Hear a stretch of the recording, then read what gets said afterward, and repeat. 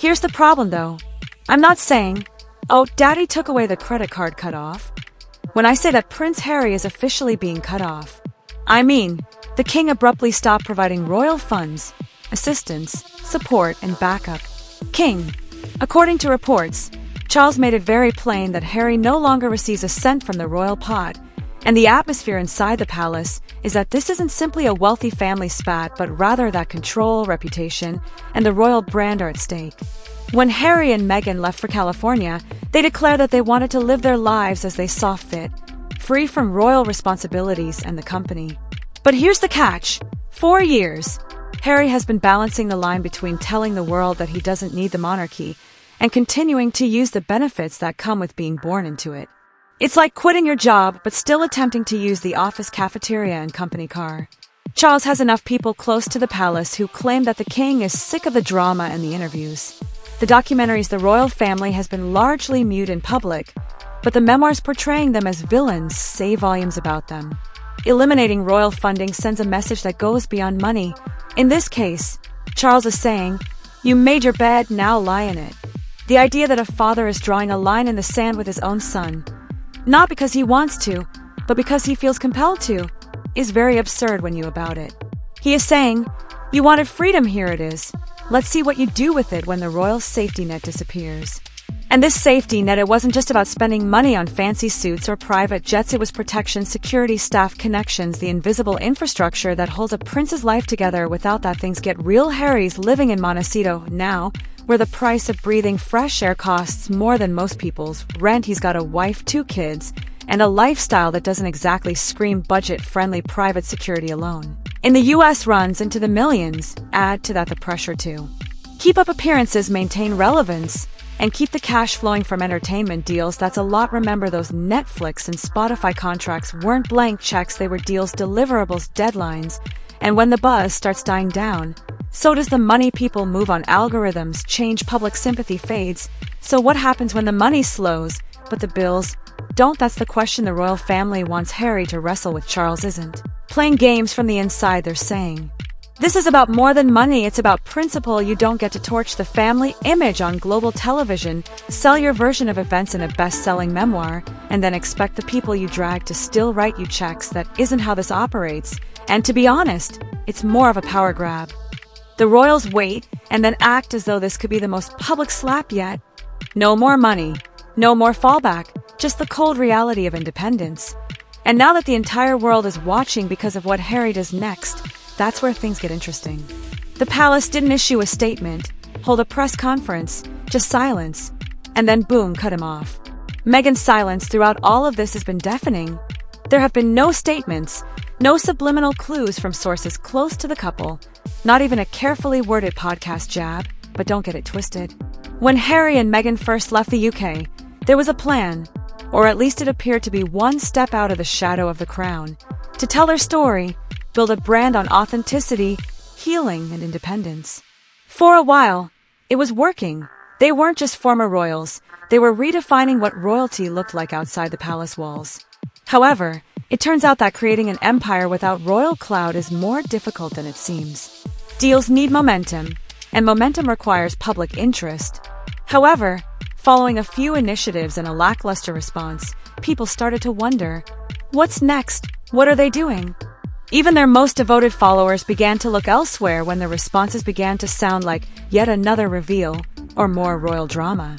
Now that the money is at stake, the cracks are beginning to appear, and rumors are that the pair is being forced to reconsider everything. It's not sustainable to maintain a mansion, 2 children, full-time staff, and top-tier private security in California without serious, consistent cash flow, and this is where things start to get personal. According to insiders, King Charles didn't make this decision lightly, but after years of being portrayed as cold, detached, and cruel, he's tired of the optics and tired of being the father who's always portrayed as the villain. This wasn't just about Harry either. The entire institution is watching: the courtiers, the staff, and the extended family.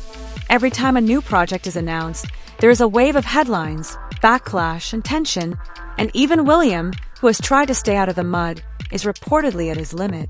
According to insiders, he has supported his father's choice from the beginning, feeling that it was long overdue. Harry made his decision a long time ago, and now that it's time to live with it, the stakes are considerably greater since this is about more than just a father and son going through a difficult time. It's about brand damage.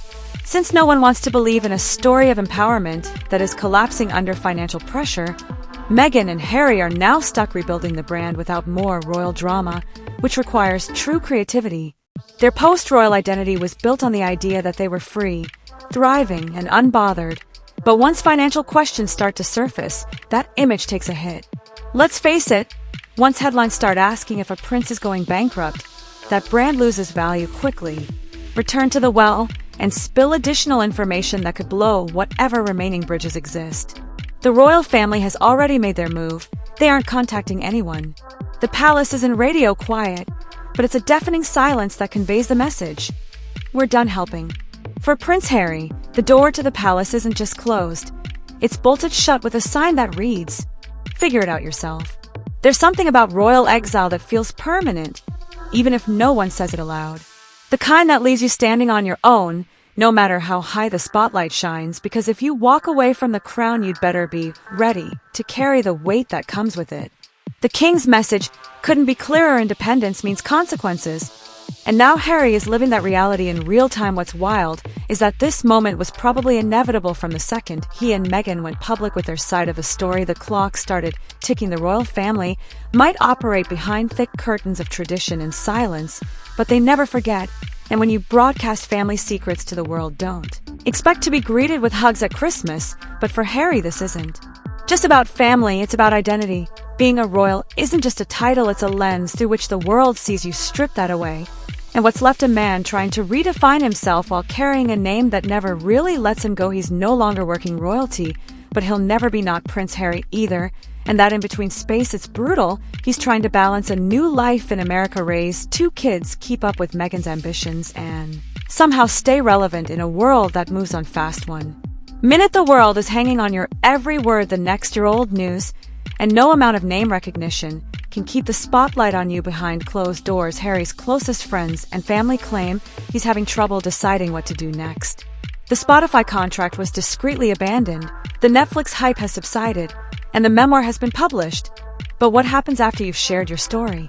What's the encore when the biggest hits are behind you? There's talk of another documentary, maybe a new platform focused on mental health, but the public is harder to win over now. Sympathy is fragile, and the narrative of wounded prince seeks peace has a shelf life. People want newness, growth. They want to see action, not just confessionals. And here's the kicker. He knows that Harry's not dumb. He knows he's standing at a crossroads, and whichever path he picks next will shape his legacy. He can't just be the guy who left the royal family. That story is old now. He has to become someone new without the crown propping him up. Some insiders believe this financial cutoff might actually be the best thing for him, because when the fallback is gone, you're forced to rise or fall. And Harry's got potential, whether people want to admit it or not. He's charismatic, well-spoken, and actually relatable in a way most royals never are. Most royals never are, but he's got to let go of the need to defend himself all the time. The more he tries to justify, explain, or correct the record, the less powerful his voice becomes. There's strength in silence, in moving forward and building something real, not just something reactive. And let's not forget the kids. Archie and Lilith are growing up in a world that will always know who they are, even if they never set foot in Buckingham Palace again. What kind of example does Harry want to set for them? That you keep fighting old battles forever, or that you learn when to stop swinging and start building? The king made his move. The royal purse is closed.